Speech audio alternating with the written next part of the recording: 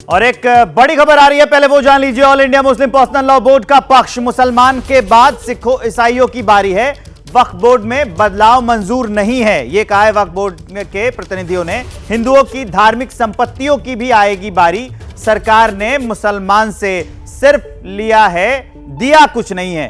तो ये बात उन्होंने कही है। लगातार जो वक्फ बोर्ड का जो पक्ष सामने आ रहा है, all India Muslim personal law board ने यह कहा है कि मुसलमान के बाद सिखों ईसाइयों की बारी आएगी, वक्फ बोर्ड में बदलाव उन्हें मंजूर नहीं है। यह बात कही गई है। एक और बड़ी खबर आ गई है, वक्फ बोर्ड संशोधन बिल पर बड़ी खबर है। All India Muslim personal law board का पक्ष सामने आया कि मुसलमान के बाद सिखों ईसाइयों की बारी है, वक्फ बोर्ड में बदलाव मंजूर नहीं है।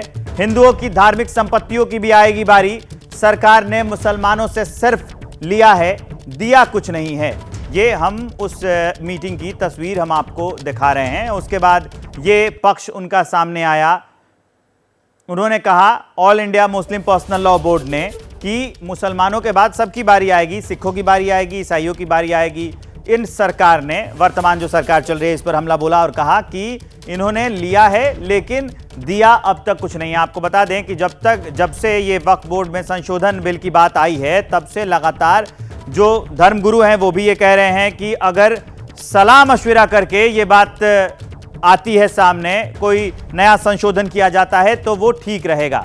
सरकार के सूत्रों की ओर से ये संकेत भी मिले हैं और धर्मगुरुओं ने पहले ही कहा है कि पहले सलाह मशविरा हो, उसके बाद सरकार कोई नया कदम उठाए इससे जुड़ी हुई कोई भी बात। अब इस खबर को विस्तार देने के लिए अभिषेक उपाध्याय हमारे साथ जुड़ गए। अभिषेक, एक बात बताइए, समय और परिस्थितियां जब भी बदलती हैं तो संशोधन पुराने कानून में किए जा सकते हैं, किन बातों से आपत्ति है वक्फ बोर्ड को?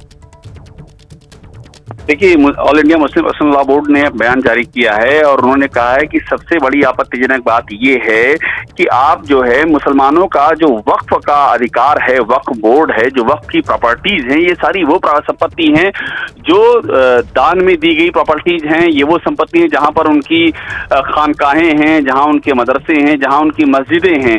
तो बगैर किसी आप कंसल्टेशन के इस तरह का संशोधन का प्रस्ताव कैसे ला सकते हैं? एक बात ये। दूसरा, उनका ये कहना है कि आप लगातार जो एक के बाद दूसरे एक्शंस ले रहे हैं, उससे मुसलमानों के अधिकारों को चोट पहुंच रही है। उन्होंने एग्जाम्पल दिया है, ट्रिपल तलाक का एग्जाम्पल दिया है, मौलाना आजाद फाउंडेशन का एग्जाम्पल दिया है, स्कॉलरशिप का एग्जाम्पल दिया, और ये भी कहा है कि ये मुसलमानों तक सिलसिला रुकेगा नहीं, इसमें सिख भी आएंगे, क्रिश्चियंस भी आएंगे और हिंदू जो मठ हैं उनकी संपत्तियों को भी इससे नुकसान आगे चल करके पहुंचेगा। ये सिलसिला अगर रुका नहीं तो, और वो सभी कानूनी कदम भी उठाने पर इस पर विचार कर रहे हैं। ठीक है, विषय की जानकारी के लिए बहुत बहुत शुक्रिया। इस पूरे मामले पर नजर बनाए रखिए। जैसे ही घड़ी का काटा दोपहर 2:30 पे आए, बबीता जी का दिल सास बहू साजिश के लिए मचल जाए।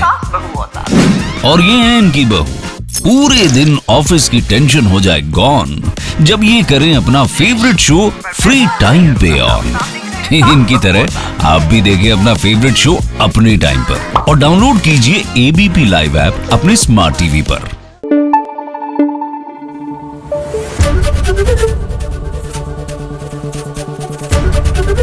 एबीपी न्यूज आपको रखे आगे।